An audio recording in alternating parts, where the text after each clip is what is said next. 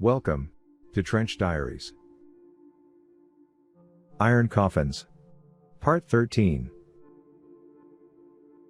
Shortly thereafter, one of the victorious boats encountered a new convoy on its return journey to base. Within hours, a new hunt was in full swing. At last, U-557 was ordered to attack this new target.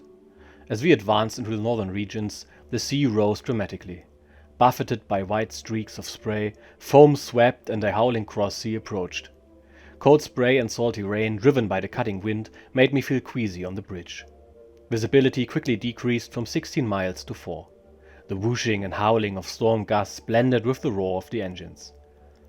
Shaken as if by a giant fist, the boat rolled through the wild, foaming, roaring and swelling sea. The typical North Atlantic weather had us in its grip again. Therefore, I had no objections at all to swapping the bridge watch with my bunk when Wiesner relieved me on the second day of our hunt. The alarm sounded. It was exactly 5:30 p.m. The boat immediately tilted and plunged into the waves. Paulson ran to the control room and shouted into the tower. "What's going on up there, XO?"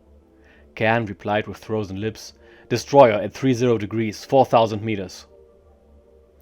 Once the chief engineer had his boat completely under control, the sounding man reported that the propeller noises were moving away and slowly fading.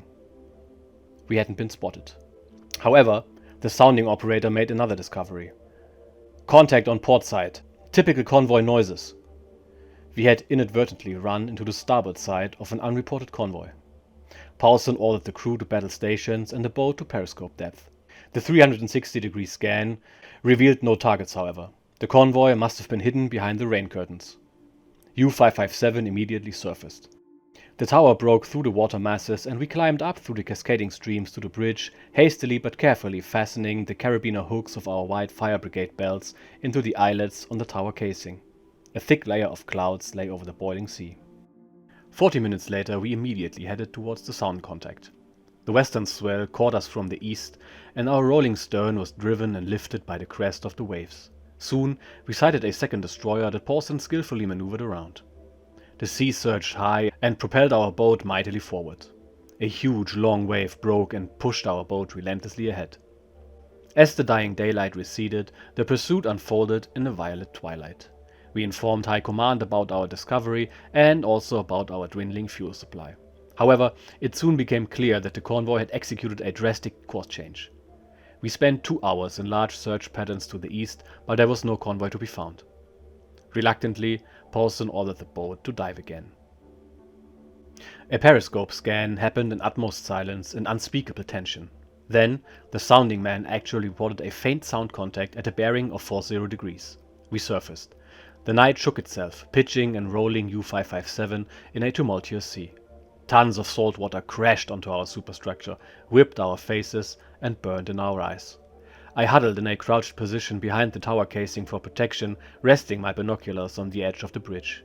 The sharp spray of rain tore at my lips and skin, soaked the cloth towel wound around my neck, and streamed down my body into my boots. Despite the 3 layers of clothing and the seamless diving suit made of thick rubber that enveloped me like a gift package, I shivered with cold in the coolness of the night. Yet, the night passed without further contact with the enemy. We pushed on at full speed, making long zigzagging maneuvers into the new day. The morning, however, did not bring us better weather or the convoy. But it did consume our last precious liters of diesel, and every mile we wasted in our search for the escaped adversary was a mile less towards home. In the late afternoon, Feder, the chief engineer, reported that he could no longer agree with another chase in any direction other than Europe. This definitely put an end to Paulson's hunting fever. A hard rudder angle forced the boat onto an easterly course. The pursuit was definitively abandoned. As we set course for the Bay of Biscay, we submerged after 2 hours and gave the crew some well-deserved rest. Only a few people remained at their stations, and for a few hours both in the boat and in the eternal depths of the Atlantic, there was tranquility. The only sounds we heard were the commands for the dive planes from the watchstander, as well as the faint hum of the electric motors and the gentle tapping of tiny condensation drops on the deck plates. During the attack on a single convoy, we had sunk 4 ships and likely damaged another. However, our triumph was shared by other boats and even surpassed by some, as we gathered from the radio messages we intercepted on our return journey to Lorient.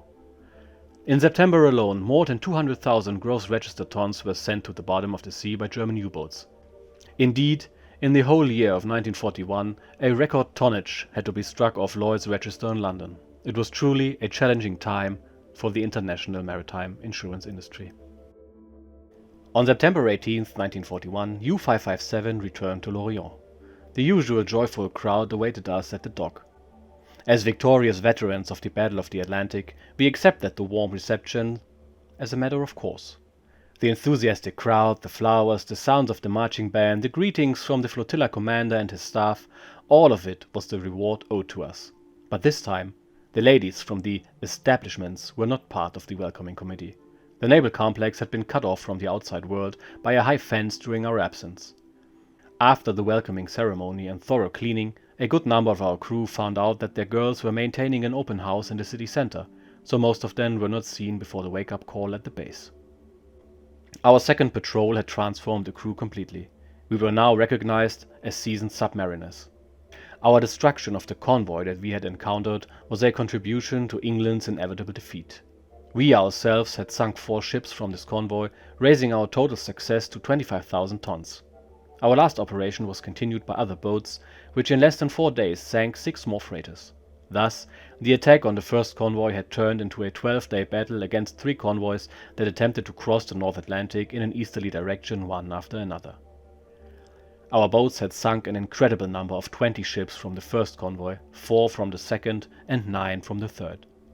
This resulted in a total of over 165,000 tons destroyed within 2 weeks. These significant sinkings proved the immense potential of our Wolfpack tactics, which left England defenseless and turned the Atlantic and the adjacent waters around England into a graveyard for Allied shipping. Our first order of duty after arriving at Lorient was to take part in the honors given to us, which meant participating in the usual ceremonial celebration at the prefecture. The meal was a lengthy and elaborate affair that started with champagne and red wine and ended with German beer, of course. Once the toasts and speeches were finally over, and people had settled into their improved accommodations, I myself was commanded back to the boat to take the first night watch in the harbor. U-557 lay like a ghost ship in the shallow water. My 3 watchmen were standing quietly chatting on the upper deck, enjoying the calm, warm night. I went below, where the oppressive smell of diesel, sweat, battery acid and decaying provisions made the air nearly unbearable. The sudden stillness, the motionless state of the boat that had rocked and pounded and spread death and destructions for nearly 50 days was a completely novel sensation. I suddenly realized how important this instrument of the highest precision had become to me. I felt entirely captivated by this boat. Its power had become an essential part of my life, if not a part of myself. Knowing that I would have very little time in the near future, I sat down on the green leather mattress of the commander's bunk, switched on the small lamp above the narrow desk, and began writing letters home. My night watch ended in the early morning. As dawn replaced the night, shipyard workers came on board to empty U-557 before its transfer to the dry dock. The men, even those who had returned from their rounds through the establishments just before the wake-up call, settled in for an extended stay in the old naval complex. I was amazed by the improvements in the accommodations that had been made during our absence. Soon I found that my living conditions on land were already in favor there. My hotel room at Hotel Beau Séjour had been requisitioned for me, my luggage had been delivered there already. After a hot shower that washed the salt crust and submarine odor off my skin, I stretched out on a huge double bed and immediately fell into a long sleep. The first 3 days in Lorient gave us enough time to recover from the rigors of the mission and the arrival festivities, as well as prepare us for the obligatory visit of Admiral Dönitz. The muster took place again on the sun-drenched square in front of the prefecture, where a marching band played a blaring parade march that echoed into the nearby French neighborhoods. Dönitz himself walked down our ranks with his usual entourage. Once more, he distributed badges and iron crosses generously, pinning one of them onto my jacket as well. Now, being the only ensign on U-557, my duties tripled. As the boat's overhaul progressed, my days were filled with increasingly responsible tasks. I received little to no help from the commander, who had gone to Lake Constance to visit his family, or from his crewmate Kelbling, who had left our community shortly after arrival, or from Seibold or Cairn, who had also begun a 2-week vacation. But my work wasn't without reward. On the warm evenings I strolled through the streets onto Port City, enjoyed my solitude, or retreated to one of the dining establishments and supplemented the base's sailor rations with a lobster dish. And when the crew was back together after 3 weeks, I was already tired of the pastimes in the city. The shots fired by our boats in the North Atlantic, the Arctic, and more recently in the Mediterranean, and the fanfares accompanying the special messages about their successes had greatly stimulated the ambition of our crew. The sinking figures of accomplished commanders had increasingly surpassed the 100,000-ton mark. U-107, under the command of Kapitänleutnant Hessler, had sunk nearly 100,000 tons on a single patrol in the South Atlantic, which was a new record. And we of U-557, officers, NCOs and men, were convinced that Paulsen also had the potential to become a U-boat ace, and that it was only a matter of time before he would sink his first 100,000 tons. The last mission had demonstrated his abilities. We were all very proud of him. With him, we would drive the monthly sinking figures even higher and exceed the 160,000 tons of English shipping that had been sunk in October with our contribution in the coming month. I still hope to have at least one more patrol with U-557 to reap the laurels with Paulsen and his men that we were striving for. I knew that I didn't have much time left to engage in another convoy battle. After my comrades Gerloff and Goebel departed for the watch officer's course, there was no doubt that a similar order would soon push me away from the front lines. As the acacia leaves slowly changed color and the scent of autumn enveloped the city, the crew of U-557 was busy conducting the final work on board. The riveting and hammering noises from the Lorient shipyard were music to the ears of the men preparing their steel fish for a new mission. Day after day, they marched to the shipyard singing and returned in the evenings with the satisfaction of being one day closer to setting sail again. With the arrival of the captain, the routine changed immediately. The boat was moved from the dry dock to the pier at the base, and on the 6th morning muster in November, Paulsen's first one after arriving, the joys of the harbor came to an end. After muster, the captain handed me my marching orders. I was to immediately report to the 1st U-boat flotilla in Brest, our home flotilla. I reluctantly accepted the order. The camaraderie of the men and officers of U-557 suddenly became a thing of the past. I felt excluded from a community. On that day I shook hands for the last time with the men with whom I had so often escaped death.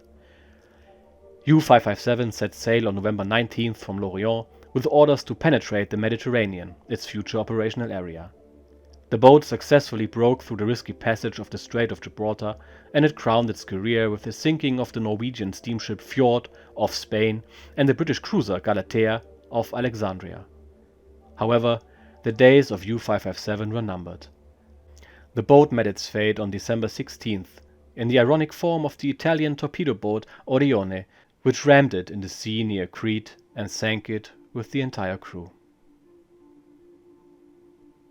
On November 5th I was driven by a Russian taxi driver who claimed to have once been a Tsarist Cossack officer through the sun-drenched landscape of Brittany. Our Citroën spat like a hellish machine along the road to Quimper. Speed, sunlight and the autumn fields and woods quickly eased my disappointment about the detachment. It was wonderful to travel through a world full of bright colors after the sea inferno. Still, I was somewhat relieved when the car stopped at the gate of the 1st U-boat flotilla in Brest. Before me was an extensive granite complex on a high plateau dominating the Bay of Brest. Some of the buildings were not yet finished. The stately structures were once intended to accommodate the French Naval Academy, but our conquest of France had put an end to this school program, and instead of French officer candidates, now German U-boat men had taken up residence in the quarters. After action report time. So with Herbert arriving at his new station, I think this is a good spot to take a break. Especially now that we've learned of the fate of U-557, and indeed U-557 was lost with all hands on December 16th, 1941. The Italian torpedo boat Orione mistook U-557 for an allied, probably British submarine and went in for the ram, guns blazing. U-557 was hit in the aft conning tower while crash diving and sustained damage from which it would never recover. Orione herself barely survived, her captain claiming that at no point did he observe signals of any kind. This is actually disputed, but in the event it doesn't matter. U-557 took 43 men down with her after having sunk almost 10,000 tons of shipping in the Mediterranean. Ottokar Arnold Paulsen, her captain, received the Iron Cross First Class the same day that Herbert received his Iron Cross Second Class. And I gotta say, honestly, even though I knew it was coming, reading it again made me feel a bit somber. And we went along with U-557 for many months and saw her escape doom many times. In Germany, we say they jumped off the devil's shovel. But in the end, U-557 was lost at sea under tragic circumstances, and I will put the names of her crew on screen, with her youngest crew member being barely 19 years old. And reading about the fates of these men made me realize how important it is to stick to the truth of Herbert's account, which made me commit to, from now on, personally translating his book only and forgoing the English version. Because in the English version, between the engagement in the last episode that I shared with you and Herbert's shore leave and transfer in this episode, they actually put in an entire additional patrol, which is completely fictional. And this is of course unacceptable, and I will not tolerate any more horseplay in this matter, so translation by hand and a bit of ChatGPT it is. So, thank you for watching, enjoy the rest of your weekend, and see you in the next one. Cheers.